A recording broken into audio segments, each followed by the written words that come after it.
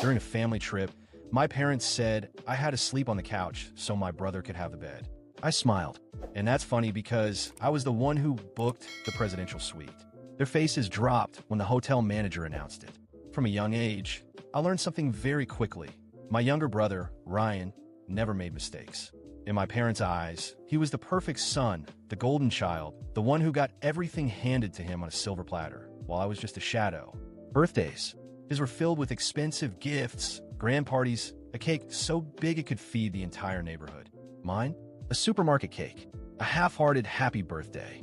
My parents moved heaven and earth, used all their connections, and invested fortunes in his education. And me? I had to work part-time and take out loans to study. It was always Ryan first, me second. If he wanted something, he got it. If I wanted something, I settled for leftovers. I spent years swallowing my pride, accepting my role as the less important son. But on this trip, everything was going to change. It was supposed to be a family trip to New York. My parents handled all the planning, which obviously meant Ryan's preferences came first. He chose the sightseeing spots, the restaurants, everything. They barely consulted me. Honestly, I wouldn't have even gone if I hadn't overheard their conversation one night. "We don't have the money to book the suite," my mother said. "Then we'll put him on the couch," my father replied, not even bothering to say my name. "Ryan needs a proper bed." At that moment, something inside me snapped. I was 27 years old, had a stable job, a good salary, and, for the first time in my life, the power to change the narrative. So I did. On the day of the trip, we arrived at the hotel. A stunning 5-star hotel in the heart of Manhattan. The kind of place my parents would never have chosen if not for Ryan's standards. When we reached the check-in counter, my mother casually handed her credit card to the receptionist. "We have a reservation under Taylor." The receptionist typed something and frowned. "I don't see a reservation under that name." My mother's smile vanished. "That's impossible. I booked the executive suite weeks ago." The receptionist shook her head. "I'm sorry, but there's no reservation under your name." I leaned forward, smiling. "That's because I made the reservation." My father turned to me, surprised. "What?" I pulled out my phone and showed them the confirmation email. "Yep. After hearing you decided I'd be sleeping on the couch like some unwanted guest, I decided to handle it myself." Silence. The receptionist smiled. "Yes, we have a reservation under your name, sir, and it's for the presidential suite." My mother's jaw dropped. My father blinked several times, speechless. "And Ryan?" Ryan looked like he was about to explode. "The presidential suite?" My mother stammered. I nodded. "Turns out I make good money. So I figured, if I'm going to travel, I want comfort." The receptionist continued. "The presidential suite includes a master bedroom, a second bedroom, a spacious living area, and a private terrace overlooking Central Park." My parents looked at each other, then at me, then at Ryan, who seemed on the verge of a meltdown. "You must be joking," my father finally said. I crossed my arms. "Not at all. And since I've booked the room, the master bedroom is mine. You all can figure out the rest." Ryan clenched his fists. "You can't be serious."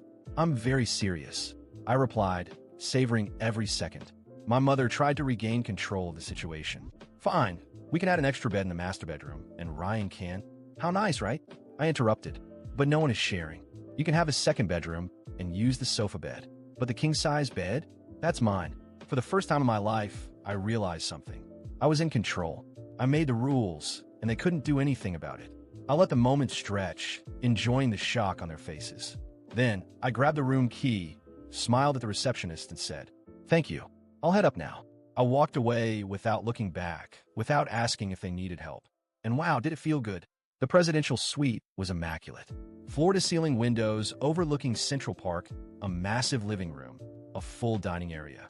And the bedroom, spectacular. King-size bed, soft pillows, a bathroom bigger than most apartments. I tossed my bag on the floor, kicked off my shoes, and collapsed onto the bed, stretching out like I owned the world. Then, I heard the knocks at the door. Loud, impatient. I already knew who it was. I took my time opening it. When I finally did, Ryan stormed in, furious, followed by my parents. "You can't do this." Ryan exploded, like a kid who just lost his favorite toy. I leaned against the wall, crossing my arms. "Do what?" "Take the best room." My mother snapped, visibly upset. "You know Ryan has trouble sleeping in small beds." I looked at her. "Sounds like a Ryan problem." My father huffed. "We're a family. We should be together." I let out a dry laugh. "Oh, now we're a family?" "That's funny because I don't recall that matching when you decided I'd be sleeping on the couch." Silence. Ryan rolled his eyes. Whatever, just give me the room. I raised an eyebrow. Do you hear yourself? Come on, it's not a big deal, my father tried to argue. You've never cared about this kind of thing. I stepped closer. You're right. I never cared because nothing I did ever mattered. Because, in the end, Ryan was always the priority. I looked at all of them. But guess what? I made the reservation, I paid, and now I do care. Ryan glared at me. Stop acting like you're someone important. I laughed again. You have no idea how far I can go. My mother sighed, rubbing her temples. And where are we supposed to sleep now? When I closed the door, I allowed myself a quiet laugh. The feeling of finally having some control, of seeing the surprise and frustration on their faces, was something I had never experienced before. For the first time in my life, I wasn't the afterthought. I wasn't the leftover. I walked over to the bar in the suite and poured myself a glass of whiskey. Not that I was much of a drinker, but this was a special occasion. I sank into the armchair, gazing out the window at the breathtaking view of Manhattan. In the past, this scene would have seemed impossible. I had always been the one who accepted other people's decisions, the one who stayed quiet while Ryan got the best of everything. But now, the rules had changed. My phone vibrated on the table beside me. I picked it up and, unsurprisingly, saw dozens of messages in the family group chat. Angry texts from my mother, outraged ones from my father, and a few from Ryan, shorter, almost threatening. This is ridiculous. Your brother needs a big bed. I can't believe you did this. That was incredibly selfish. You're overreacting. Fix this now. Stop the drama and give us the room. I calmly read through them, taking a sip of my whiskey. Then, I simply muted the notifications. I leaned back in my chair, enjoying the satisfaction I hadn't felt in years. But then, loud knocks on the door again. This time, it wasn't just Ryan and my parents. When I opened it, I saw my Aunt Carla and my Uncle Maurice, who lived in New York and had come to meet us. Clearly, my parents had already complained to them. What the hell is going on? My uncle asked, crossing his arms. My mother wasted no time launching into her dramatic performance. Your nephew here decided to be selfish and keep the presidential suite all to himself while we, his family, have nowhere decent to sleep. I crossed my arms and looked at my uncle, waiting to see whose side he would take. He had always been a serious, diplomatic man. But to my surprise, he looked at me and gave a small, knowing smile. You paid for this room? Yes, I answered firmly. Then it's yours. My mother's eyes widened in shock. What do you mean, Maurice? You've always been a reasonable man. This isn't fair. Fair? He chuckled. Tell me, when was the last time you were fair to him? Silence. My father scoffed. This isn't about fairness. It's about respect for the family. My uncle turned back to me, more serious this time. Tell me, nephew, did you do this just for revenge? I thought for a moment before answering. Maybe at first, but now I realize it's much more than that. It's about finally setting a boundary. He nodded. Then don't feel guilty. You did the right thing for yourself. My mother's face turned red with fury. I can't believe this, Maurice. You're supporting this nonsense. He simply shrugged. I'm supporting the person who finally decided to take control of his own life. Ryan, who had been silent until now, stepped forward into the suite. This isn't over. I took a step closer, unshaken. What are you gonna do, Ryan? Cry until mom and dad fix everything for you again? He clenched his teeth. I had never seen him this angry before. You've always been a nobody. Booking an expensive room isn't going to change that. I stepped even closer, looking him straight in the eyes. Funny, because right now, I'm the one calling the shots. He shoved me. My Aunt Carla gasped. My uncle stepped forward, but I stood my ground. Ryan stared at me, waiting for me to retaliate. But I just smiled. Good luck with the couch. And I shut the door in their faces. The next morning, I woke up to the annoying sound of the suite's phone ringing nonstop. Still half asleep, I reached over and answered. Sir, I'm sorry to bother you, but there's an issue with the other guests in your reservation, the hotel receptionist said cautiously. I already had a good idea of what was coming. What happened? Your parents and brother tried to access the presidential suite, claiming there was a mistake and that you had made an error in the booking. We tried to explain that the suite is under your name, but they insisted on speaking with the manager. I sighed and rubbed my eyes. And what did the manager say? Well, he confirmed that the room is yours, but it seems your family didn't take the news very well. Now they're demanding a room swap, saying there was a misunderstanding. I chuckled quietly, shaking my head. And what's their problem exactly? The executive suite they originally booked was reassigned because the payment guarantee wasn't completed. At the moment, the only available rooms are standard ones. So that was it. Their arrogance had finally landed them in a situation they never thought they'd face, dealing with reality. "Can you transfer me to the manager?" I asked. A few seconds later, I heard a deeper, more serious voice. "Good morning, sir. My name is Patrick. I'm the hotel manager. I apologize for bothering you, but I wanted to see if there was any possibility of negotiating regarding your suite." "Negotiating?" I repeated, amused. "Yes. Your family members are quite unhappy with their accommodations and have asked us to discuss a possible room change with you." I had to hold back a laugh. "So, let me get this straight, Patrick. They planned this whole trip without even considering my comfort, decided I would sleep on the couch without asking me, and now that they're stuck in an inferior room, they want me to give them the presidential suite?" There was a brief pause before he answered. "Well, yes, sir." I smiled. "Then my answer is no." He cleared his throat. "I see, understood. And one more thing, Patrick. If they try to cause any trouble in the hotel, let me know immediately. I'm paying good money for this suite, and I don't want to be disturbed." "Of course, sir. We'll ensure your privacy." I hung up and fell back into bed. The thought of my parents and Ryan being stuck in a basic hotel room, after years of making me feel like an afterthought in my own family, was simply perfect. I made sure to enjoy my morning. I took a long, relaxing bath in the suite's massive tub, ordered an elaborate breakfast from room service, and when I was done, I went down to the hotel lounge. I knew I'd eventually run into my family, but at that moment, I was more than happy to provoke them, and I didn't have to wait long. As soon as I stepped into the lounge, I spotted Ryan sitting with his arms crossed, looking furious. My parents sat beside him, just as frustrated.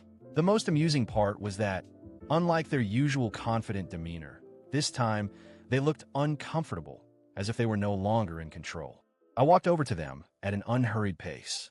"Good morning," I said casually, picking up a cup of coffee from the buffet. My mother was the first to explode. "Are you happy now? Look at us. We're stuck in a tiny room while you're living in luxury in that ridiculous suite." I took a slow sip of my coffee before responding. "Ridiculous?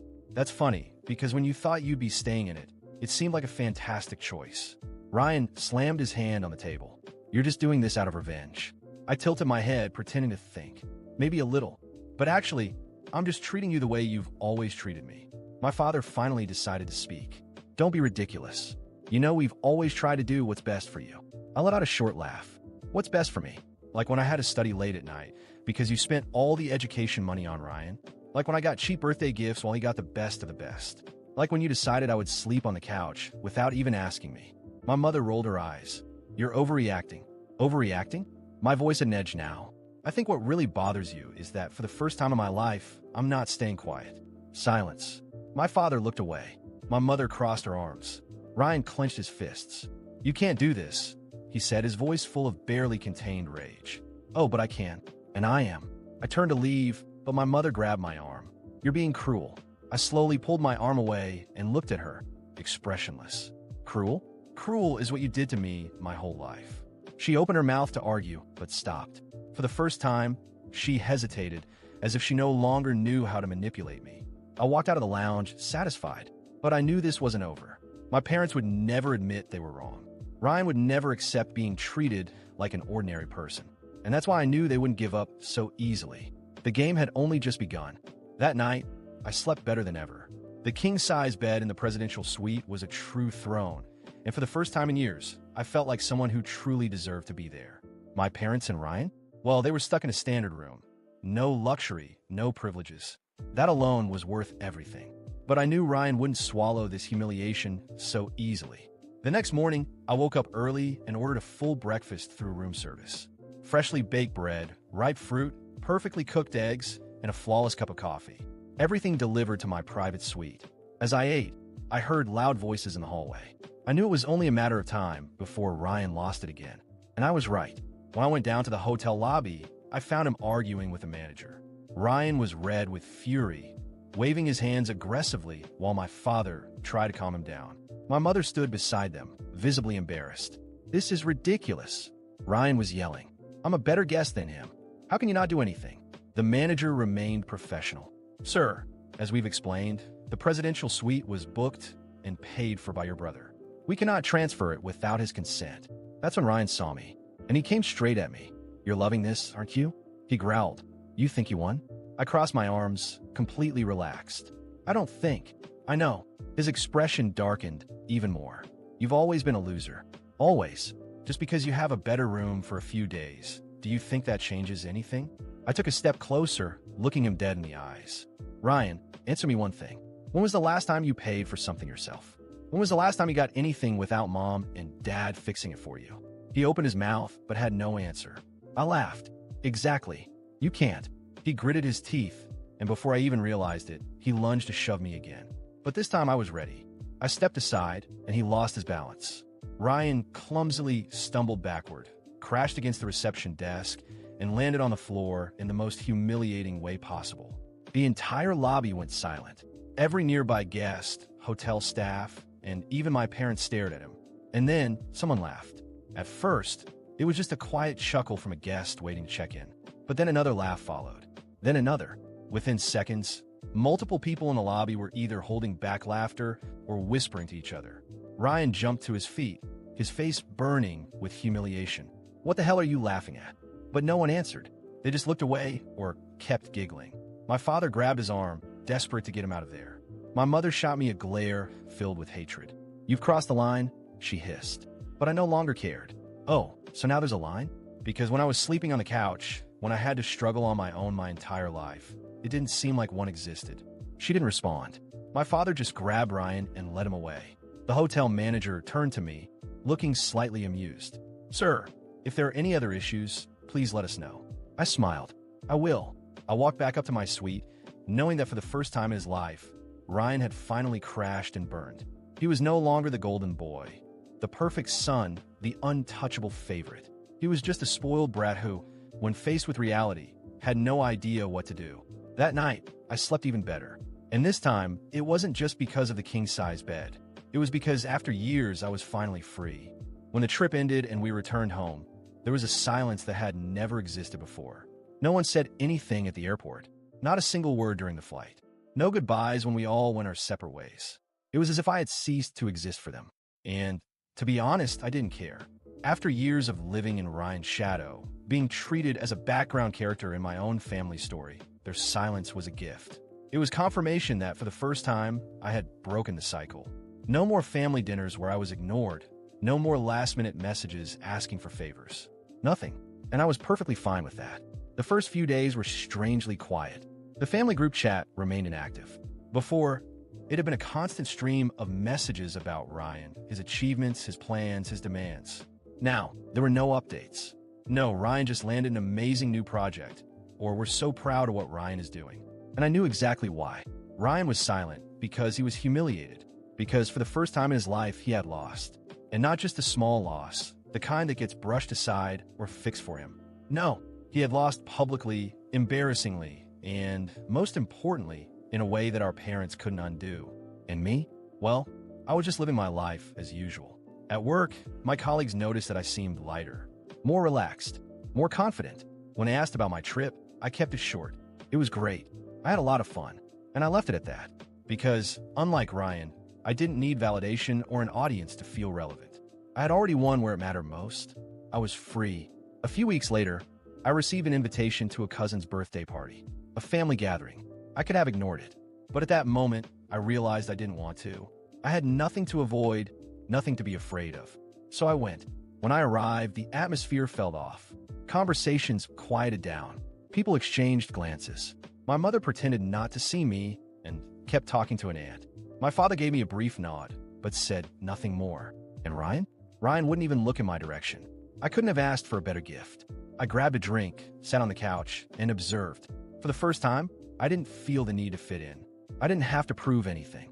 And deep down, I knew they were all waiting for me to speak first, to apologize, to make a casual comment, something that would signal that everything was fine and that we could just move on as if nothing had happened. But I didn't give them that satisfaction. I stayed there completely at ease, chatting with my cousins, laughing, enjoying the night. It wasn't until Ryan finally walked over, after more than an hour of avoiding me, that the tension rose. So, he cleared his throat. You seem pretty comfortable, huh? I raised an eyebrow. Yeah, I am. He frowned, expecting more.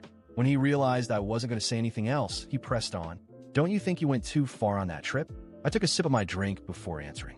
No, he scoffed. You've always been a jerk. I shrugged. And you've always been spoiled. He stared at me for a few seconds, waiting for me to cave. to apologize, but I just smiled and went back to my conversation with my cousins. Ryan walked away, frustrated, probably expecting a different outcome. But what he didn't understand, and maybe never would, was that I had already won. Because for the first time in my life, I didn't need him. I didn't need my parents' approval. I didn't need anyone but myself. And that was something they could never take from me. When the night ended, I left the party just as calmly as I had arrived. No one called me. No one tried to stop me. And for the first time, that didn't bother me one bit. I was fine, better than ever.